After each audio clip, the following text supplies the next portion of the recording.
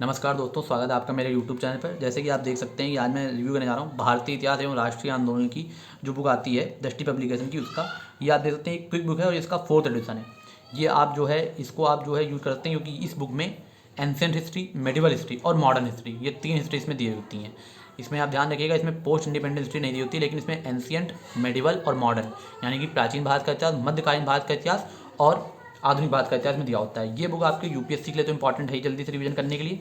UP PCS के लिए भी इंपॉर्टेंट है, मतलब स्टेट पीसीएस के लिए। और साथ में जैसे कि आप जानते हैं कि यूपी पीएससी का आरओ का पेपर आ रहा है, तो उसके लिए भी इंपॉर्टेंट है क्योंकि उसमें आपको, आप जानते हैं इतिहास से कई सारे क्वेश्चन पूछे जाते हैं और आपको उसमें इतना डीपली नहीं बताता, तो आप इससे रिवीजन कर सकते हैं। ये आप देख सकते हैं कि ये प्राचीन भारत है और उसके जो जो इंपॉर्टेंट टॉपिक, जैसे प्राचीन भारतीय इतिहास की शोध, और ये अब जैसे सिंधु घाटी सभ्यता, वैदिक सभ्यता, और ये 6वीं शताब्दी ईसा पूर्व का भारत, और प्राचीन भारत पर विदेशी आक्रमण, प्राचीन भारत में आधारगत आंदोलन, इस तरह से ये आपका दिया हुआ है। तो ये आप देखते हैं मध्य मतलब एंशिएंट हिस्ट्री है और अभी ये एंशिएंट हिस्ट्री ही चल रहा है। ये पूरा संगम काल तक आपकी जो है, यानी कि 11वें चैप्टर तक ये आपकी एंशिएंट हिस्ट्री है। उसके बाद आप ये देख सकते हैं, फिर उसके बाद प्राचीन भारत के भी, और यहाँ आप देख सकते हैं ये खंड 2 यहाँ पे शुरू हो रहा है मध्यकालीन भारत। आप ये मध्यकालीन भारत का इतिहास से लेकर के ये आपके आर के लिए बहुत इंपॉर्टेंट, क्योंकि इसमें आप देख सकते हैं शॉर्ट में टॉपिक दिए गए हैं, आप जल्दी से रिवीजन कर सकते हैं। और फिर उसके बाद ये आपका मेडिवल हिस्ट्री चल रहा है, और फिर उसके बाद यहाँ से आपका खंड 3 आधुनिक भारत का इतिहास शुरू होता है। फिर यहाँ से ये आधुनिक भारत का इतिहास है, इसको आप देख सकते हैं किस तरह से पढ़ना है।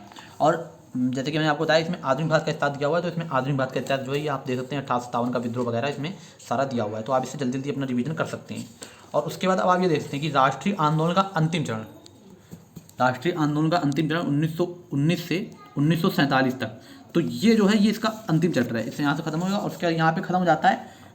उसके बाद आप देख सकते हैं इसमें पोस्ट इंडिपेंडेंस हिस्ट्री जो है, मतलब कि भारत आज़ादी के बाद के भारत का इतिहास में नहीं दिया हुआ है। उसके बाद यहाँ पर आप देखते हैं कि भारत में संवैधानिक विकास जो जो हुआ अंग्रेजों के समय में जब भारत गुलाम था, तो वो दिया हुआ है।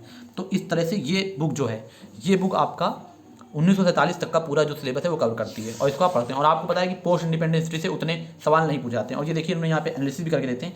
अब ये बुक मेरे पास लेटेस्ट एडिशन नहीं है, आप जो है इसका लेटेस्ट है, इसलिए ये मेरे पास, क्योंकि मैंने 2021 की बुक है, तो इसमें 2020 तक के कितने कितने क्वेश्चन किस किस उससे पूछे गए वो दिए हुए हैं, पर आप इसका लेटेस्ट देख देगा। ये मेरे पास 4th एडिशन है, तो आप इसका इस समय देख लीजिएगा, जो लेटेस्ट एडिशन आया वो खरीद लीजिएगा। ये आपको पड़ जाएगी ऐसे 300 रुपये तक में। तो ये देखते हैं खंड 1 प्राचीन भारत, और ये आप इसकी क्वालिटी देखते हैं किस तरह से इन्होंने दिया हुआ है। और फिर ऐसे ही इसमें आगे ये अब हम लोग आ गए हैं, देखिए जैसे कि ये सैयद लोधी वंश, ये हम लोग आ गए हैं मध्यकालीन भारत का इतिहास, इसमें आप देख सकते हैं। और उसके बाद ये आप देख सकते हैं, अब ये जो है हम लोग आधुनिक भारत में आ गए हैं। तो इस तरह से ये आधुनिक भारत जो है, आधुनिक भारत चल रहा है। तो इस तरह से आप जो है इसको, कि ब्रिटिश भारत में सामाजिक धार्मिक सुधार आंदोलन।